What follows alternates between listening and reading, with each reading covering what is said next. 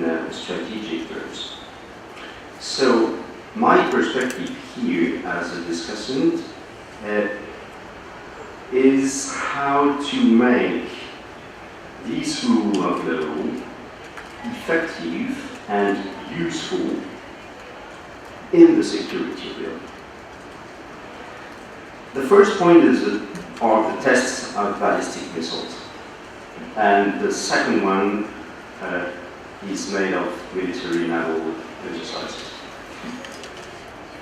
Testing ballistic missiles has become, it is an obligation for engineers, for all missile capable sets, but it has also become a major point in security relations between states, and to some extent a sign of the quality of these relations.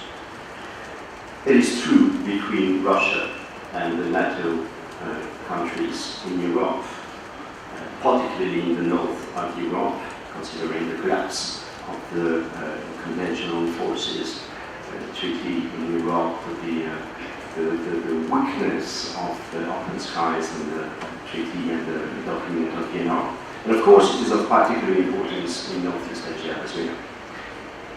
You mentioned tests by North Korea. Indeed, we can mention three important ballistic tests, be it intercontinental ballistic missiles or intermediate range ballistic missiles. The one on 28 July last year, North Korea fired an ICBM.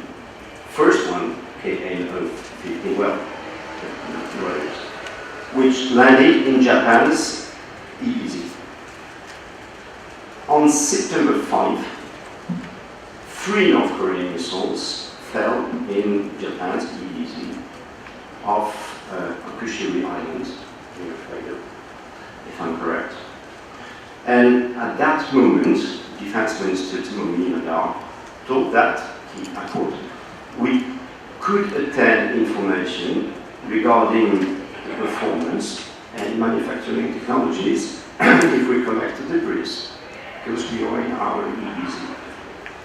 And on 28 November, again, and I think it was the last time, a ballistic missile was launched from North Korea again, another path, which also landed within Japan's EEZ. But within strategic literature at that time, it's still true today, and I think it will still true tomorrow, the EEZ was mentioned as a way to explain that the missile landed very close to the Japanese coast.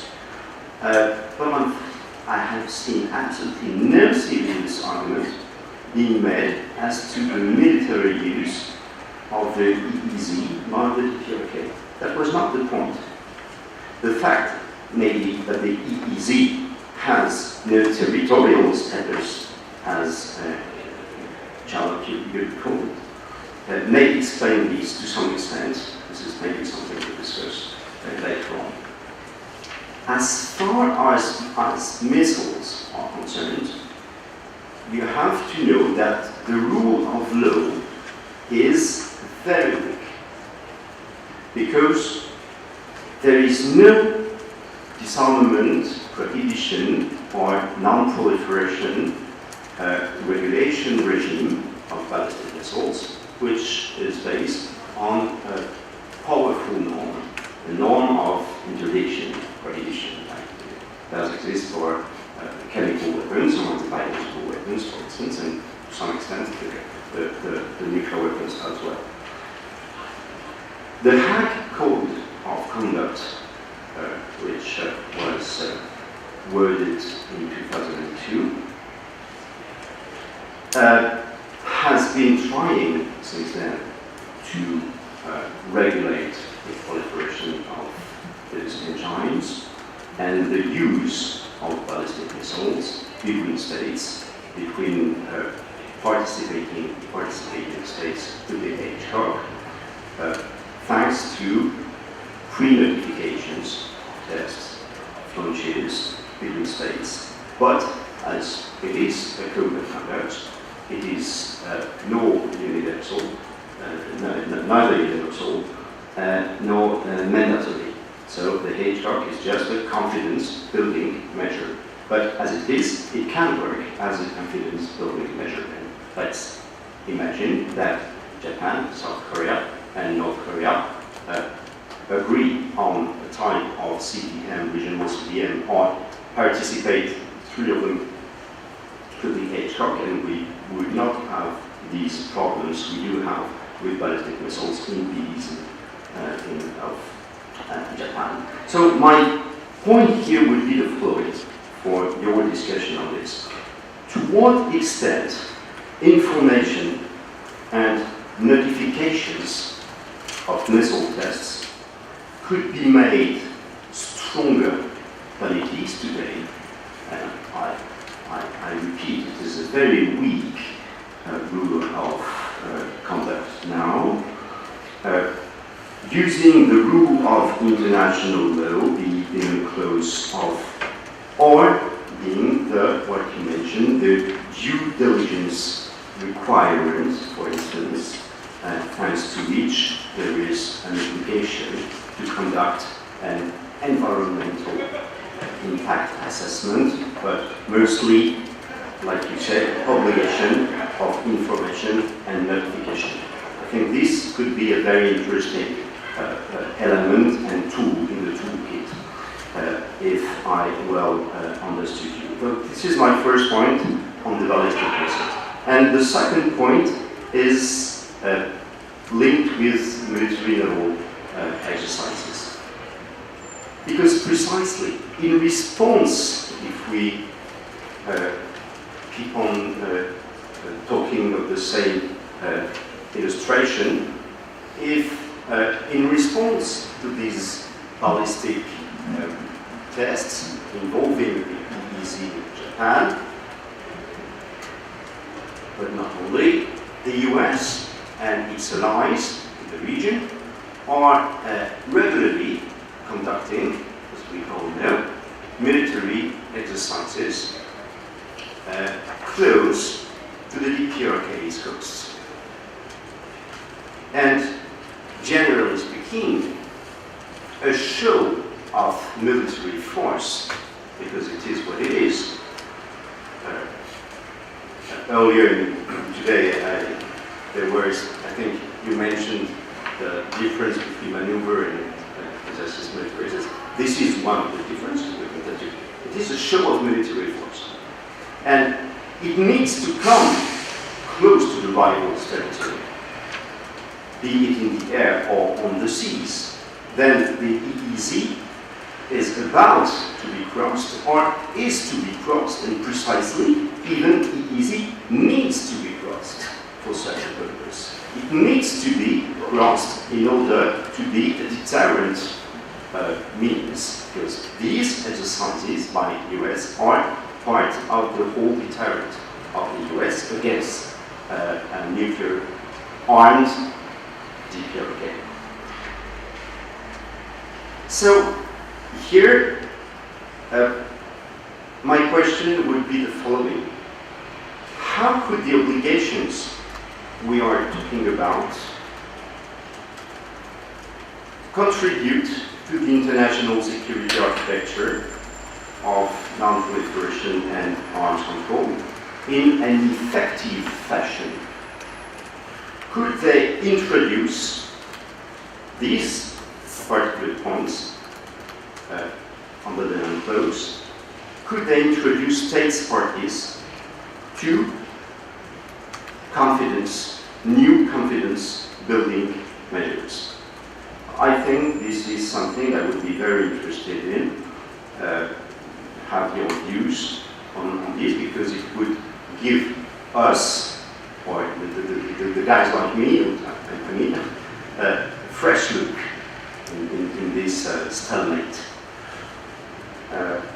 Okay, and I think these are my two main points. And I would add two things, maybe if you have time. This is for you, Charlotte. The first, in your paper, you are mentioning the PSI. the Proliferation Security Initiative, which was launched in 2003 by John Bolton under the Bush administration. The PSI was a flexible, and is a flexible, very effective actually, very criticized but very effective as well.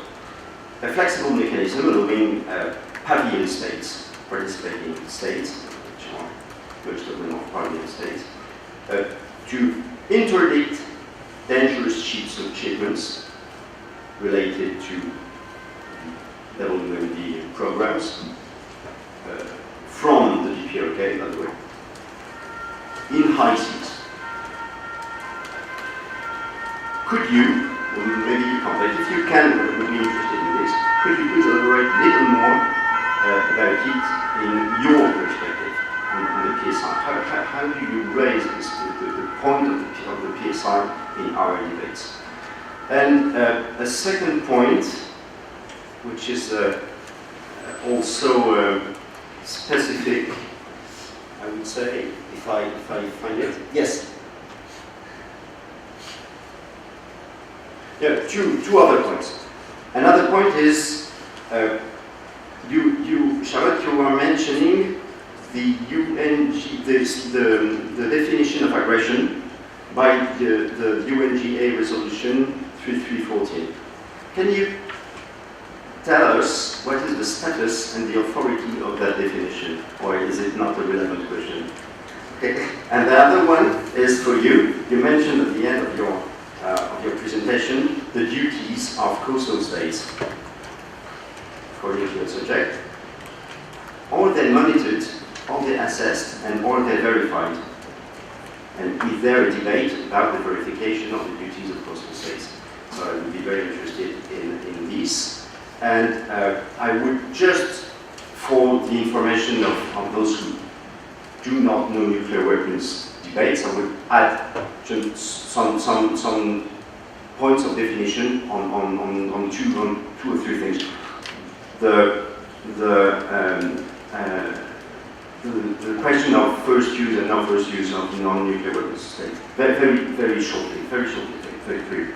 A negative security assurance is a guarantee by a nuclear weapon state that it will not use or threaten to use nuclear weapons against non-nuclear weapon states.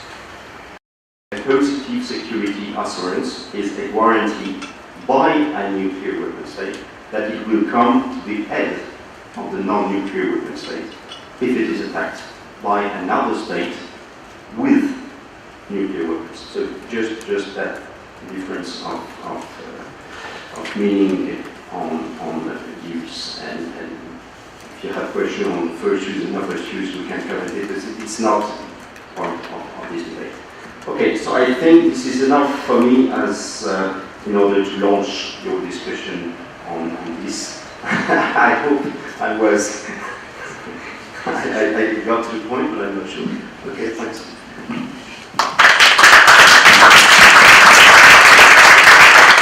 Thank you very much. It was very interesting and very useful to have your point and your answers. So before we open the floor to a broader discussion, Charlotte Bossillon first, and Pascal and Cam, and then we'll answer to the question raised. Thank you very much, and thank you very much, Benjamin, for this interdisciplinary dialogue. I recognize your will and commitment to discuss with lawyers as well as I like to discuss with political scientists, and I'm sure the questions that you're raising are actually helping in framing the legal questions more accurately for current practice. Maybe one thing that is deriving from both your points is actually about, for strategic purposes, it seems that the exclusive economic zone is assimilated to a state's territory. As you explained, deterrence activities only work whether you are within the exclusive economic zone of the state or close to the territory of the state, and the analysis, the strategic analysis of the missiles launched by the DPRK is that they are close to Japan, and not that what I read in the seas around Japan with no qualification most of the time, but the idea is that it is close to the state. And to some extent it relates to this morning's session discussions on what Pascal referred to as the creeping jurisdiction of the coastal state on the exclusive economic zone. And I think it was Professor Yamamoto who just suggested in his presentation that what would you do next? Claim jurisdiction over another maritime zone on which you do not have yet jurisdiction.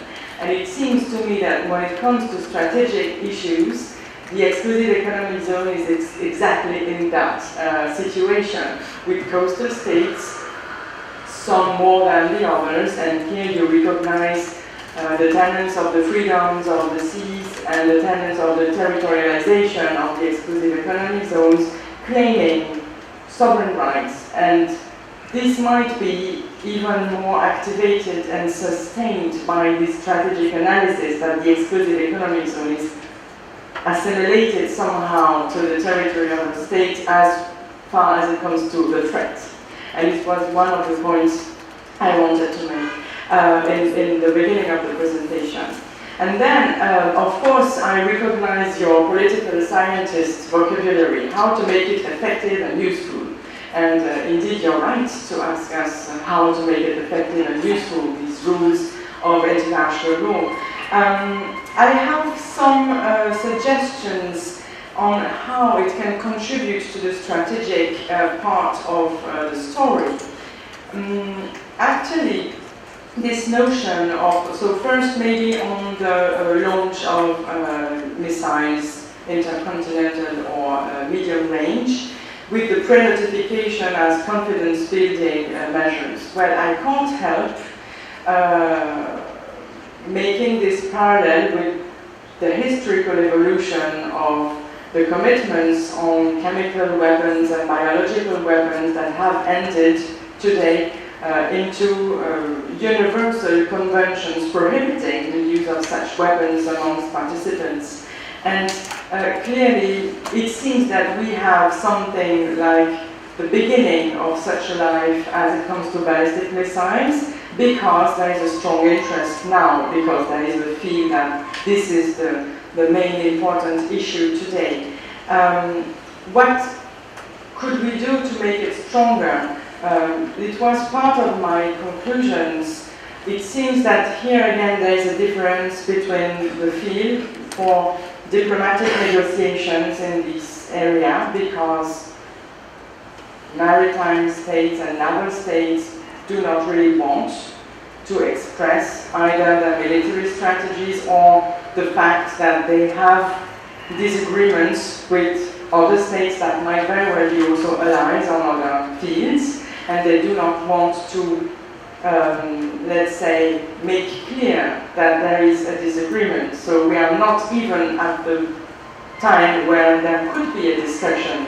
So we are in a pre-confidence building world somehow, and the first step would be just to say that, to accept that today, although it was not in the spirit of the UNCLOS at the time of the negotiation, today there are strong claims and strong dissenting opinions that might be useful to take into consideration. And to this extent, Pierre Bossaroc's comment on the actual behavior of French naval troops when confronted to such problems is clear. We are not consenting, but we are not provoking either. So there is a feeling, a diplomatic feeling, that we should not go to the tipping point and provocate the other parties. So maybe one step would be just to state that there is a dissensus, although it was not meant to be at the time of the UNCLOS. And the second answer on the military exercises and how to introduce confidence-building measures is somehow very much linked to your question to the proliferation security initiative, and this will be my second answer. The proliferation security initiative, as Benjamin mentioned, is an initiative that was taken under the Bush administration in 2003, aiming at, in a legal perspective, compensating the lack of account of jus ad bellum, of the specificity of the use of nuclear weapons by the UN Charter, which is concretely what the International Court of Justice advisory opinion of 1996 says. Jus ad bellum is applicable as such, whichever weapons you are using. And actually, for strategic reasons, it is not the case, because the threat by a nuclear weapon or a chemical weapon or a biological weapon is stronger somehow than the one that you would feel as a state if another state uses conventional weapons against you. So you have this gap between the law in force as concerns jus ad bellum and the specificity of CBRN weapons. And here you have today many of legal scholars arguing for the development of non-binding guidelines or rules. This is soft law, concretely, including a very influential scholar, Daniel Joyner, who is specialized in nuclear weapons, who advocates in his last book for the I will find the expression, well, let's say the deinstitutionalization of the law, and he refers to the first use or non-use promises, so informal agreements between states to fill this gap that is not filled by positive law. The PSI initiative relates to our debate in that it is the only initiative today effective as it comes to the nuclear weapons at sea, and it is of importance because it comes together with the US doctrine on self-defense, and the US are very much forcing the allies, who are a number of them, more than 100 today, more or less actively involved in this PSI initiative, into their qualifications, and this led eventually even Japan to state that it could use preemptive self-defense in case of a threat by nuclear weapons. So it might be the case that it would be useful to develop diplomatic dialogue other than this very powerful doctrine, not only for the sake of diversity, but maybe also for the sake of diversity, so as for all states to express their own military doctrines and not only have the choice either to join the US or to join China.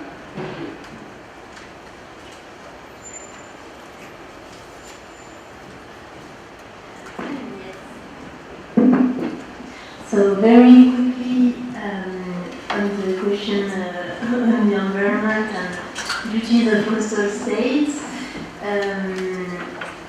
I'm not sure if I well understood the question, but yes, those duties are listed in different conventions as regards the protection of the marine environment, regional or global conventions. But I think this is something which is also in construction, because what is interesting nowadays is that the weight given to environmental protection question is more and more important in the international case law. So even if the duties already exist in the conventions, with the international case law and different arbitrations, there is important weight given nowadays to those obligations. So yes, it would be an interesting tool for states to limit military activities. Maybe there is a historical limit with the traditional immunities of warship, but it's not at the same level and it's not really the same question, so maybe there was a reluctance to apply those duties, but now they are really affirmed by the case law. So I don't know if it's. Yes, we did. Thank you.